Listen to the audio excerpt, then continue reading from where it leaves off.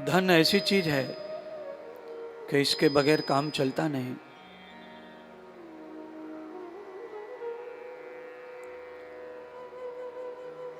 पर धन तब धन बनता है जब वो धर्म की धुरी पर चढ़ जाता है, अन्यथा वो धन पैसा बना रहता है, रुपया बना रहता है। रुपये को और पैसे को धन बनाना है तो उसे धर्म की धुरी पर चढ़ाओ। परिवार का पालन करना भी धर्म है। ये रुपया पैसा जब परिवार के संरक्षण में, निर्माण में लगता है तो धर्म बन जाता है, लक्ष्मी बन जाता है।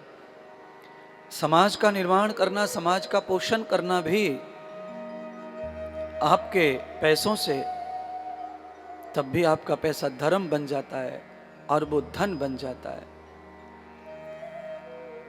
पैसा जब हमें गलत पथ पर ले जाता है तब वो पैसा ही रहता है, तब वो धन नहीं बनता है।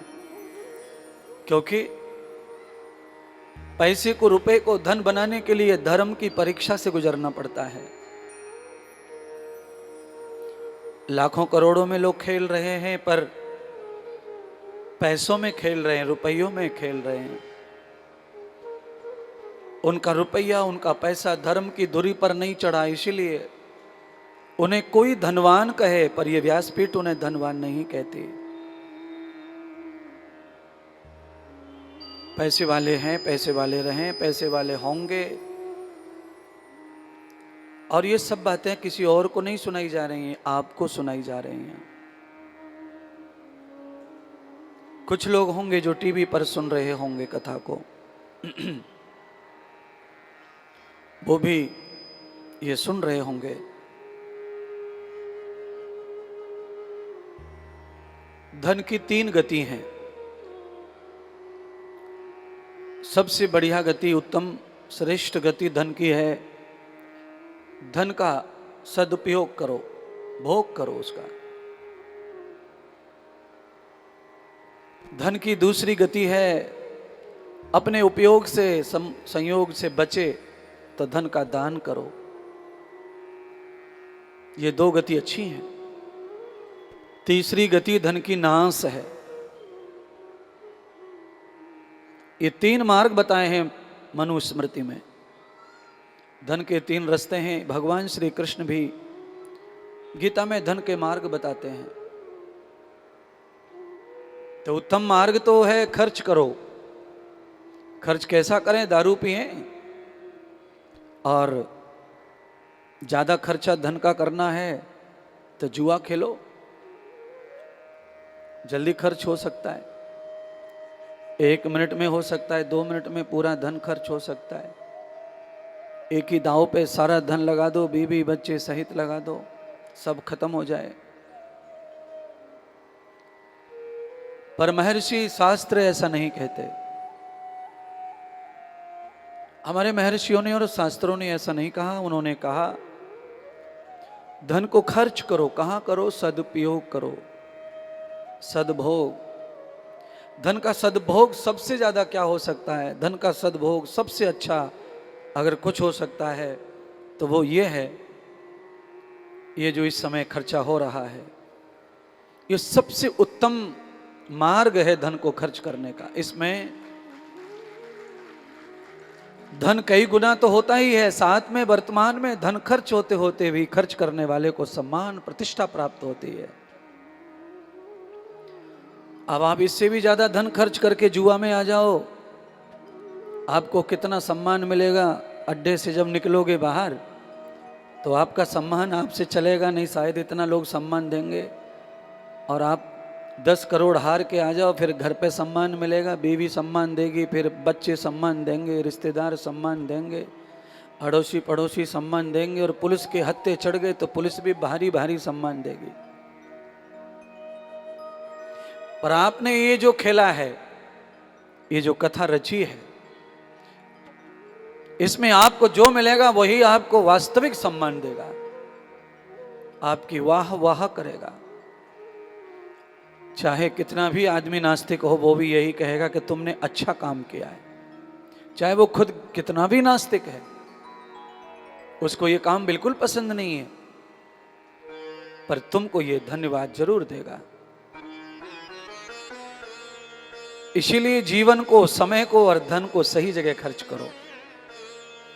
अगर समय आपने गलत जगह खर्च कर दिया तो समय भी लात मारता है। धन को गलत खर्च किया तो धन भी लात मार देता है, क्योंकि धन का दूसरा नाम है माया। कंस ने माया को गलत तरीके से मारने की कोशिश की तो लात मारी कंस में, और आकाशवाणी की कि तेरे मारने वाला पैदा हो गया है। तो जब हम समय के साथ खिलवाड़ करते हैं, धन के साथ खिलवाड़ करते हैं, धर्म के साथ खिलवाड़ करते हैं, तो आकाशवाणी होती है, रात में सपने आते हैं और सपनों में यही दिखता है कि मेरी मौत आ गई। अनाप शनाप डर पैदा हो जाता है।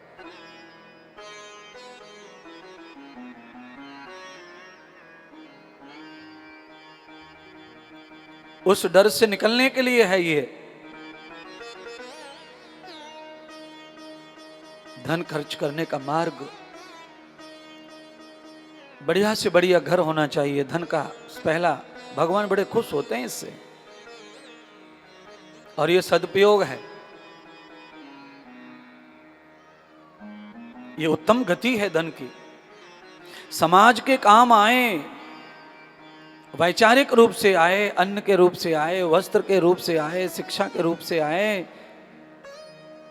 ज्ञान किसी के काम आए तो ज्ञान है। नहीं तो बंद पेटी में हमारे बुजुर्ग, हमारे पूर्वज, राजा महाराजा तहखानों में बंद करके चले गए सोने चांदी को, वो किसी के काम का नहीं है। ऐसे ही बंद कमरे का जो ज्ञान है, बिना बांटे का ज्ञान है, बिना बांटे का जो धन है, बिना बांटे का जो प्यार है, ये उन राजा महाराजाओं के कैद खाने की तरह है, जहां पर एक बार गए तो सही पर निकले कभी नहीं, वहां सब खत्म हो जाता है महाराज।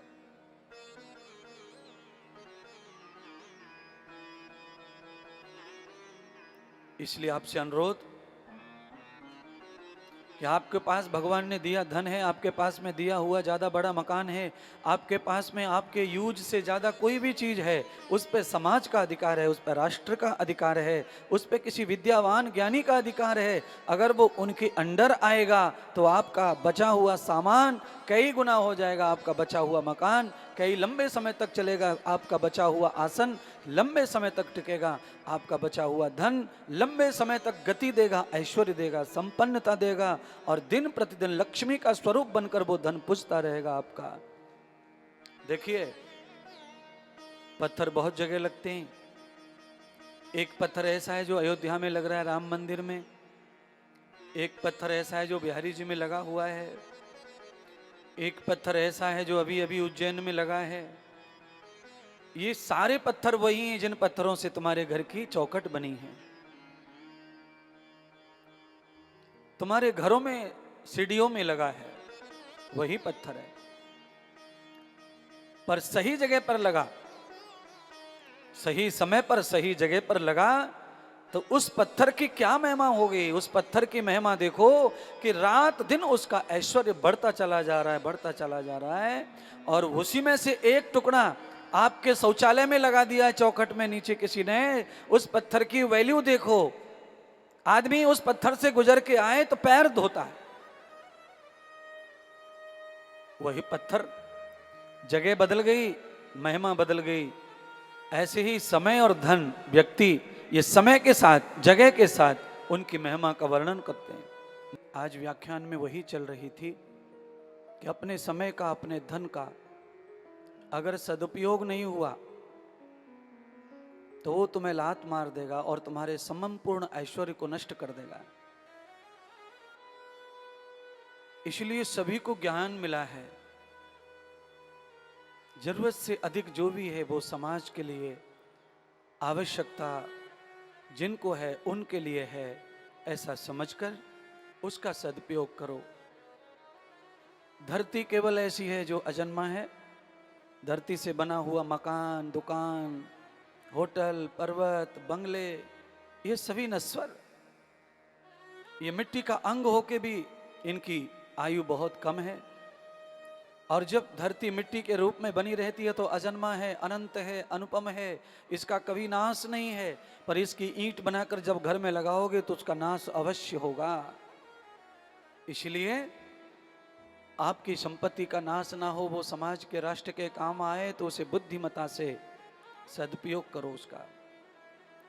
महान लोग संसार में बहुत हैं, जिनको पहचान लो और उनके समर्पित हो जाओ। यही सबसे बड़ा बुद्धि का परिचय है।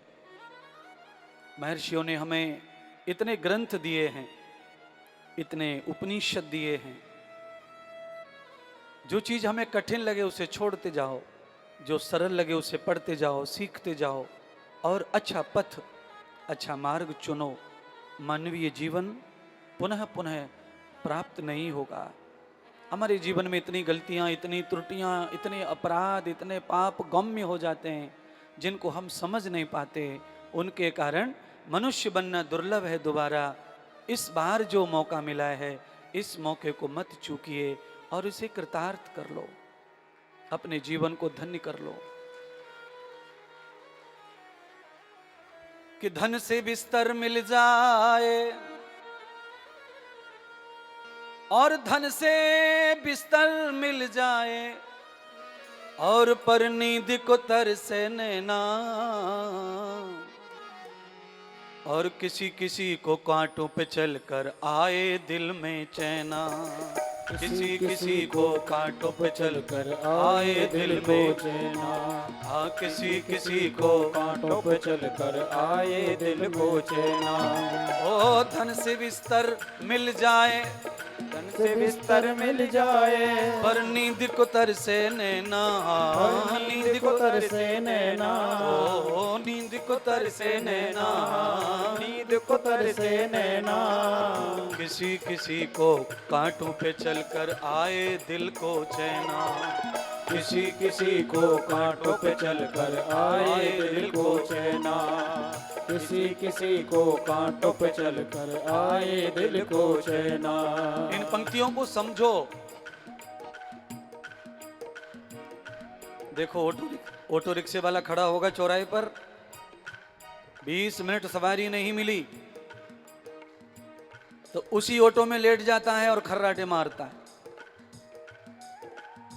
किसान काम करता है, धूप लगने लगती है, थकता है, सीधा नीचे उतर के पेड़ के पास आता है, लेट जाता है, डोर पर कंधा रख के सो जाता है, तकिया भी नहीं चाहिए और सो जाता है। सांप ऊपर से निकल जाता है, नींद नहीं खुलती है। और एक बंगले में रह रहा अरबपति, गोलियां खा रहा है, गोलियां भी मिस हो रही हैं।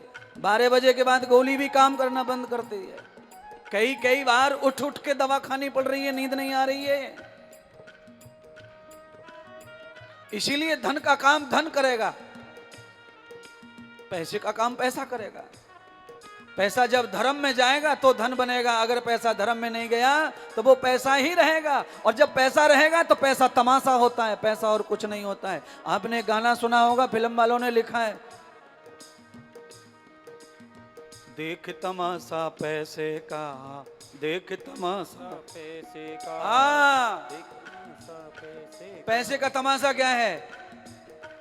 2 भाई एक माँ के पेट में से पैदा होकर आए और दोनों वकीलों को चरा रहे हैं। दोनों ने वकील खरीद रखे हैं अपने अपने, और बाप की संपत्ति पे लड़ाई हो रही है। पिता की संपत्ति पर, जिन निकम्मों की संपत्ति है नहीं, बाप की है, दादा की है, उस पे दोनों लड़ रहे हैं। और वकील दोनों जाते हैं, सुबह डिब्बा लेकर के कंपनी में नौकरी करते हैं, वहां से तनख्वाह लाते हैं, वकील को देते हैं। और दोनों की कोशिश क्या है? छोटा ये सोच रहा है बड़े को हरा दूं, बड़ा सोच रहा है छोटे को हरा दूं। ये पैसे का तमाशा है। आज ही सुबह मुझे किसी ने कहा, मेरे शिष्य ने, आज ही मिलने आया था वो मेरा चेला, आज ही उसने रोया ये दुखड़ा। पैसे का तमाशा है। पिताजी के पास पैसा नहीं हो तो लड़ाई खत्म। पिताजी के पास पैसा है पर बुद्धि नहीं दी औलाद को, संस्कार कम पड़ गए। जो धन कल्याण के लिए पैदा हुआ है, जो लक्ष्मी का स्वरूप है, वो हमारे लिए राक्षस बन गया है। क्यों? क्योंकि अच्छे मार्ग पे नहीं ले गया, धन की शुद्धि नहीं की, धन को पवित्र नहीं किया। आप कोरा कपड़ा अलमारी में लाके रख दो, 5 साल हाथ में लगाओ, बास मारने लगती है कोरे कपड़े में। नया बर्तन ला करके टांड पे रख दो, हाथ मत लगाओ, दाग पड़ जाते हैं। ऐसे ही धन को अगर नहीं छुआ, धर्म में नहीं लगाया, दान नहीं किया, सेवा नहीं की, जरूरत नहीं समझी, शुद्धि नहीं की, तो वो भी तुम्हारे लिए दाग बन जाएगा, कलंक बन जाएगा, राक्षस बन जाएगा, औलाद को बिगाड़ देगा, तुम्हें बिगाड़ देगा। आदमी जब बिगड़ता है तो घर का भोजन अच्छा लगता नहीं है। आप में से भी कोई होगा बदमाश ऐसा, आप में से कोई नहीं होगा तो आपके घर में तो जरूर होगा, जिसको घर का खाना नहीं हाथ का अच्छा लगता, माँ के हाथ का, बाजार का ही होना, बाजार का ही होना, और घर के खाने से बोर हो गया है। जो घर के खाने से बोर हो जाए समझ लो पाप आ गया इसकी खोपड़िया में, पाप ने घेर लिया इसको, समय इसका खराब आ गया है, अब बुद्धि खराब होगी। क्यों? ये खाली अकेला मैं नहीं कह रहा, ऋषि पतंजलि कह रहे हैं। ऋषि पतंजलि योग दर्शन कह रहा है, आहार शुद्ध सत्व शुद्ध सत्व शुद्ध दुर्भो स्मृति। आहार शुद्ध होगा तो स्मृति तुम्हारी विशुद्ध हो जाएगी, और जिनकी विस्मृति विशुद्ध हो जाती है वो साक्षात परमात्मा के साथ ही खेलते हैं, फिर वो ऐसे आडंबरों के साथ नहीं खेलते। धन से बिस्तर मिल जाए पर नींद को तरसे नैना, धन से बिस्तर मिल जाए पर नींद को तरसे नैना। किसी किसी को कांटों पे चलकर आए मन में चैना। हाँ, किसी किसी को कांटों पे चलकर आए मन में चैना। कोई कारण होगा, अरे कोई कारण होगा, अरे कोई कारण होगा, अरे कोई कारण होगा, अरे कोई कारण होगा, अरे कोई कारण होगा। एक झोली में फूल भरे हैं, एक झोली में फूल भरे हैं, एक झोली में कांटे हो, एक झोली में कांटे। और तेरे बस में कुछ भी न आए, बांटने वाला बांटे। रे कोई कारण होगा, अरे कोई कारण होगा, अरे कोई कारण होगा, अरे कोई कारण होगा, अरे कोई कारण होगा, अरे कोई कारण होगा, अरे कोई कारण होगा, अरे कोई कारण होगा। सांप भी डस ले तो मिल जाए किसी को जीवन दान। सांप भी डस ले तो मिल जाए किसी को जीवन दान। और किसी किसी के निकल रहे हैं चींटी से भी प्राण। अरे कोई कारण होगा, अरे कोई कारण होगा, अरे कोई कारण होगा, अरे कोई कारण होगा, अरे कोई कारण होगा, अरे कोई कारण होगा, अरे कोई कारण होगा, अरे कोई कारण होगा, अरे कोई कारण होगा, अरे कोई कारण होगा, अरे कोई कारण होगा, अरे कोई कारण होगा। अब आपको बताना पड़ेगा ये बात।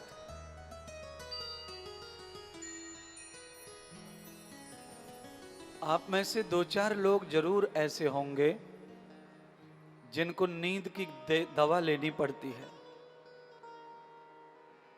और नींद स्वाभाविक है भाई। 4 अवस्थाएं हैं हमारी, तो मन की, बुद्धि की, शरीर की अवस्थाएं 4 हैं। तो 4 अवस्थाओं में से एक अवस्था का नाम है सुषुप्त अवस्था, स्वप्न अवस्था, जागृत अवस्था और तुरीय अवस्था। तो नींद तो स्वाभाविक है, और जो स्वाभाविक धर्म, स्वाभाविक क्रियाएं जब विचलित हो जाती हैं तो समझो कोई रोग आ गया है, कोई व्याधि आ गई है, नहीं तो पाप ने घेर रखा है। रोग भी पाप का ही परिणाम है। सबसे बड़ा नरकी रोग है। इसलिए हमारे पूर्वज कहते आए हैं संसार में सबसे बड़ा सुख निरोगी काया। निरोगी काया। नंबर 1 सुख है निरोगी काया, और नंबर 2 सुख है धन माया, नंबर 3 सुख अच्छी महिला पत्नी साथी, और नंबर 4 अच्छा पुत्र अच्छी औलाद। अब इनमें से आपके पास क्या है वो तो आप ही गणित लगाओ अपना। पर आपके पास सब कुछ होके भी अगर आपके पास काया नहीं है तो सारा सिस्टम बेकार है। जिन लोगों को ऐसी असाध्य बीमारियां हैं उनको पूछो कि बंगला किस काम का, फैक्ट्री किस काम की, बैंक बैलेंस किस काम का है। कोरोना में, अभी कोरोना को कितने दिन हुए गए हुए? 15 महीना। और अभी 2 महीने पहले पूरी तरह से घोषणा हुई है कि अब महामारी समाप्त हो गई। तो कोरोना में आपने पैसे का तमाशा देखा होगा। लोगों ने बैंक खोल दी डॉक्टरों के हॉस्पिटलों में, पर पापा को बचा के ला नहीं पाए। लोगों ने डॉक्टरों को यह कह दिया कि हमारा सब ले लो पर कुछ ना हो हमारी पत्नी को, हमारे पति को, पर कुछ नहीं हो पाया। क्यों? बुखार की किसी भी बीमारी की एक दवा एक दिन में लग जाए तब समझना कि मेरा पुण्य मेरे पास है, और दवाई फेल होती चले जाए तो समझना केवल पाप ही पाप मेरे पास है, पुण्य मेरे पास नहीं है। डॉक्टर भी तब सफल होता है जब मरीज का पुण्य हो। अगर मरीज के पास पुण्य नहीं है तो डॉक्टर सफल नहीं होगा। हॉस्पिटल में लोग मरते हैं, बहुत सारे रोज मर रहे हैं, और वहां से बच के भी आते हैं।